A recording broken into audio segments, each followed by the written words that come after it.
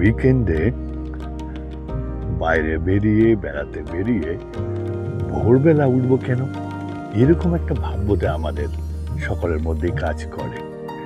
হ্যাঁ, বেড়াতে বেরিয়েছি মানে সেখানে রিল্যাক্স করব, ল্যাদ খাবো, কিন্তু কিন্তু তুমি যদি প্রকৃতির মধ্যে যাও, কোনো প্রাকৃতিক জায়গায় যাও, পাহাড়ে যাও, বনে জঙ্গলে যাও, সমুদ্র তীরে যাও, তাহলে ভোরবেলা কিন্তু উঠতেই হবে। না হলে প্রকৃতির সেই অপরূপ পরিবেশ তুমি কখনোই অনুভব করতে পারবে না। প্রকৃতি যখন সূর্যোদয়ের সাথে সাথে জেগে ওঠে, তখন একটা অদ্ভুত অদ্ভুত ছন্দ, অদ্ভুত সুর, অদ্ভুত অনুভূতি তৈরি হয়। সেটাকে উপভোগ না করে তুমি আবার সেই কংক্রিটের শহরে, ইট পাথরের শহরে কি করে ফিরে যাবে বলো? এটুকুর জন্যই তো আশা। তাই ভোরবেলা উঠতেই হবে, যতই অনিচ্ছে থাকুক। আমিও তাই উঠেছি, আর দেখো এসে কি পেয়েছি। দেখো, আমার পেছনে রয়েছে একটা বিশাল সমুদ্র, এন্ডলেস জল, আর শেষে একটা দিগন্ত। হ্যাঁ, এই দিগন্তের খোঁজেই তো এত দূর ছুটে আসা। আসলে শহরের উঁচু উঁচু অট্টালিকায় দিগন্ত কোথায় হারিয়ে গেছে। শহরে দিগন্ত নেই, দিগন্ত দেখা যায় না, আর দেখা যায় না সেখান থেকে ধীরে ধীরে ওঠা সূর্যটাকেও। তাই সেই দিগন্তের খোঁজে আসা এই ছোট্ট একটি সি বিচে, ছোট কেন বলবো, বিচ ছোট নয়, একটি ছোট্ট গ্রাম, গ্রামের নাম দুবলাগড়ি, বালেশ্বর, উড়িষ্যা। আর এখানেই রয়েছে এই সুন্দর সুন্দর একটি একদম দিগন্ত পর্যন্ত সমুদ্র, আর তার সাথে একটা চওড়া এবং অনেক অনেক লম্বা একটা সি বিচ, যেই সি বিচে প্রায় মানুষজন নেই। তাই তো এখানকার সি বিচে পড়ে রয়েছে কত ঝিনুক, কড়ি, সব কিছু, কারণ কুলোনোর লোক নেই। যে দেখো কেমন পড়ে রয়েছে ঝিনুক। আর তারপর রয়েছে একটা ঝাউবন, যার মধ্যে দিয়ে এলাম আমি। সেই ঝাউবন, সমুদ্র, বিচ, জলের শব্দ, আর বিচের উপর ঝিনুক, এই সব মিলিয়ে একটা সুন্দর সকাল। আমি Dugong Datta, the mocking monk, Dublagari sea beach থেকে আবার তুলে ধরছি আর একটা ছোট্ট, খুব কাছে অথচ সুন্দর tranquil destination, Dublagari sea beach.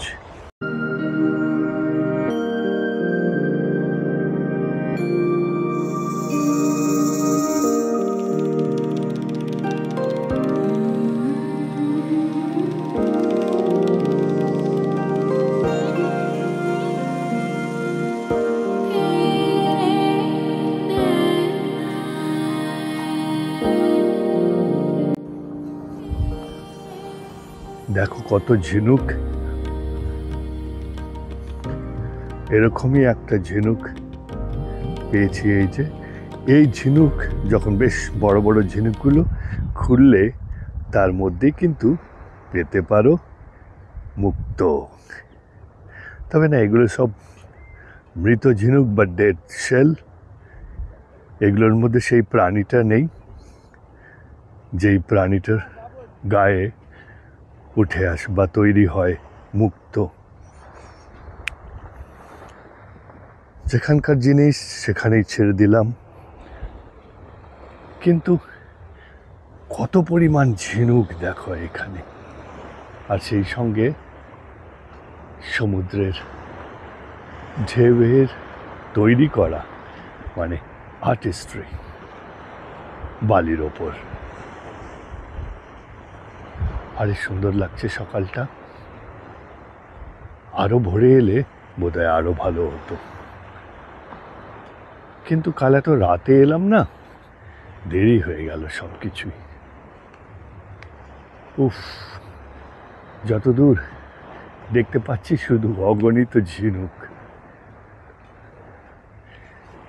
দীঘায় বা পুরীতে এই ঝিনুক দিয়েই তৈরি হয় কত কিছু যা মানুষ কেনে, অথচ এখানে পড়ে আছে প্রকৃতির বুকে নিজের মতো অগণিত ঝিনুক।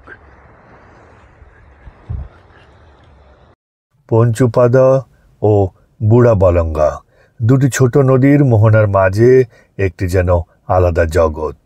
একটা টানা ৮ কিলোমিটার অফুরন্ত বালির সি বিচ, দুবলাগড়ি, বাগদা ও পারিখি। কি করে পৌঁছবে এখানে? কলকাতা থেকে ট্রেনে মাত্র ৩ ঘন্টায় অনায়াসে পৌঁছতে পারো বালেশ্বর স্টেশন।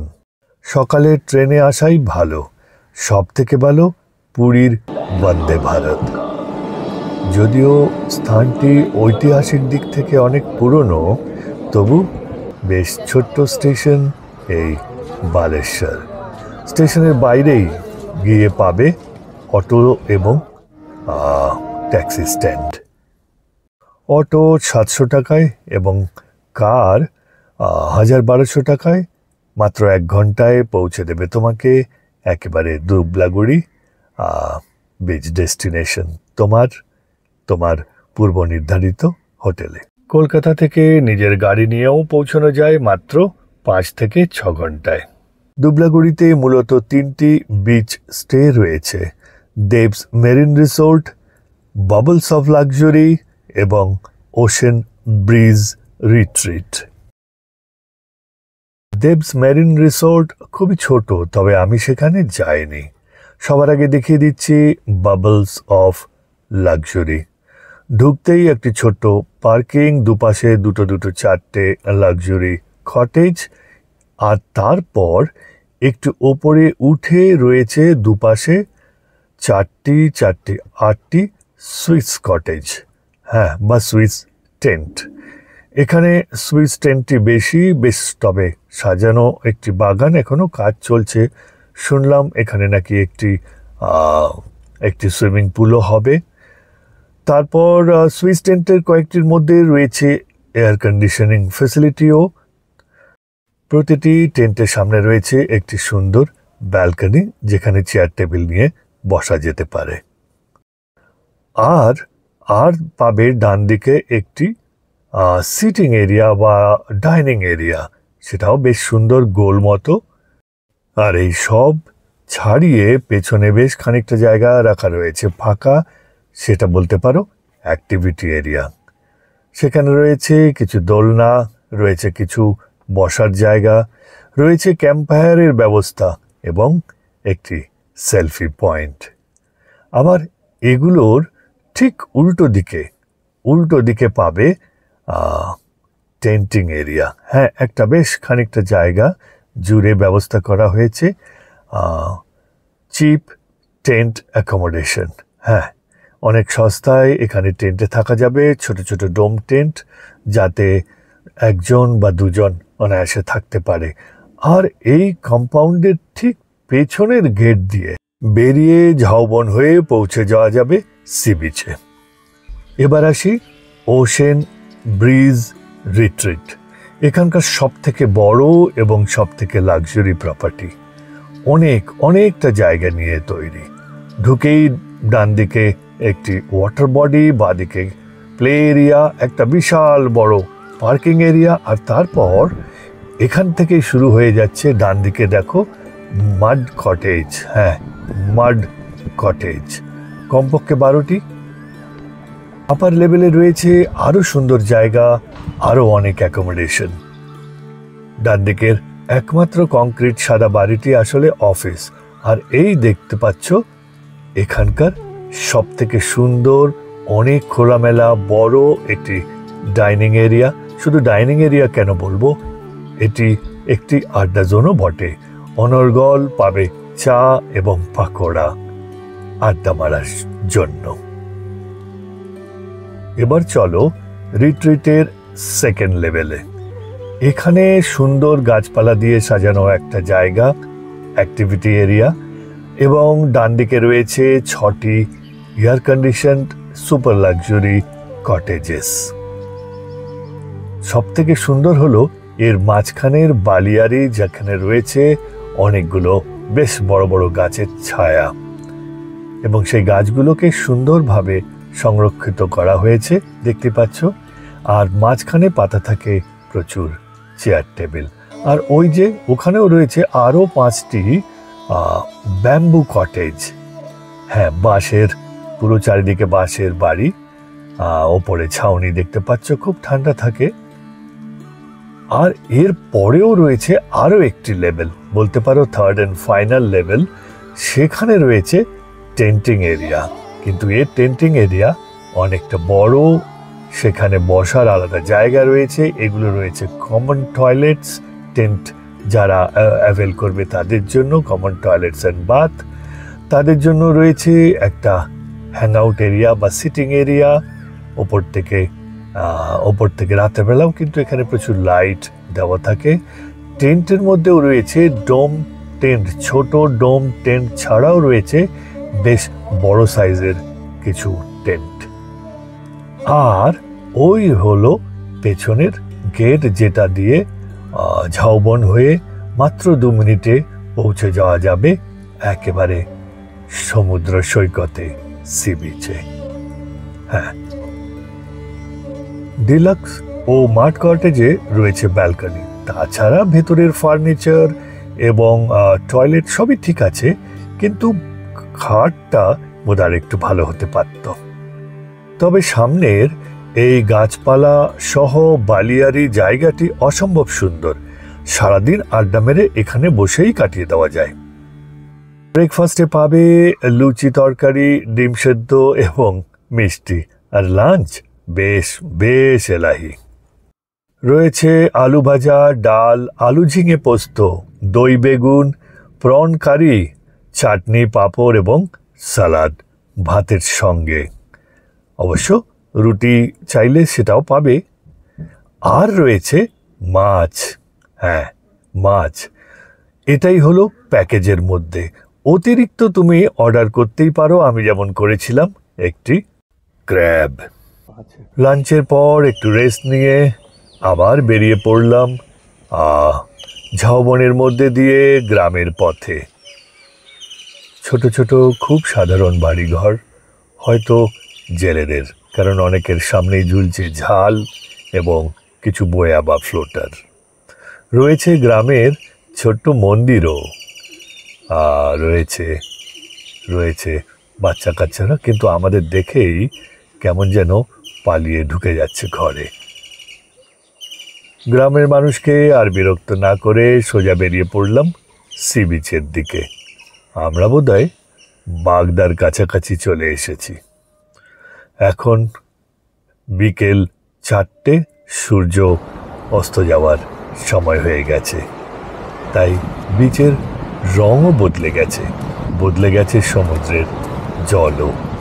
কেমন যেন ক্লান্ত, অথচ উচ্ছ্বাসিত চাঁদের অপেক্ষায় আছি আমিও। চোখে পড়ল গ্রামের ছেলেরা গ্রামেরই কোনো খেলা খেলছে। ক্রিকেট বা ব্যাডমিন্টন নয়, একেবারে গ্রাম্য খেলা সমুদ্রের বালির ওপর। ভারী সুন্দর লাগছে, কিন্তু বড় উচ্ছ্বাসিত তারা। অন্যদিকে দেখা যাচ্ছে কিছু ছেলেদের কাবাডি বা হাডুডু খেলতে। পড়ন্ত বেলায় নরম বালির উপর সমুদ্রের ঠিক পাড়ে চলছে বাচ্চাদের এবং গ্রামের ছেলেদের খেলাধুলো।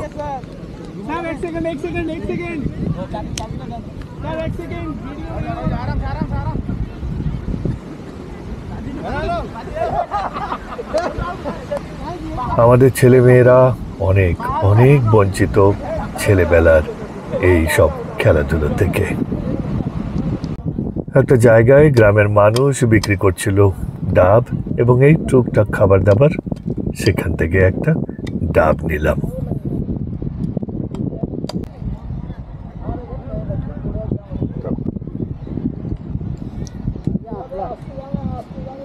ଆପଣଙ୍କୁ ମୁଁ ବାନ୍ଧିକି ରେଡି କରି ରଖିଛି। ନା ଗୋଟେ ଲୋକ ଦାୟିତ୍ୱ ଜିନିଷ। ফিরে দেখলাম সন্ধ্যের আলোয় ঝলমল করছে আমাদের রিসোর্ট ওশেন ব্রিজ রিট্রিট। কানে ভেসে আসছে চড়া মিউজিক সহ গানও।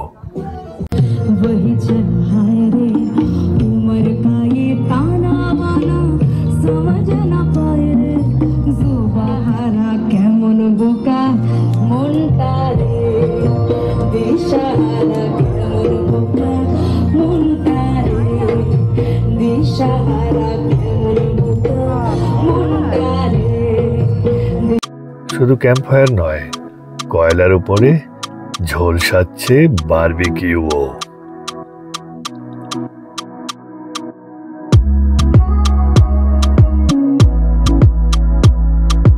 ওদিকে কিছু গেস্ট এই মুহূর্তটাকে, এই সন্ধ্যেটাকে আরো আরো সুন্দরভাবে সেলিব্রেট করছে তাদের উৎসাহ দিয়ে, তাদের নাচ দিয়ে।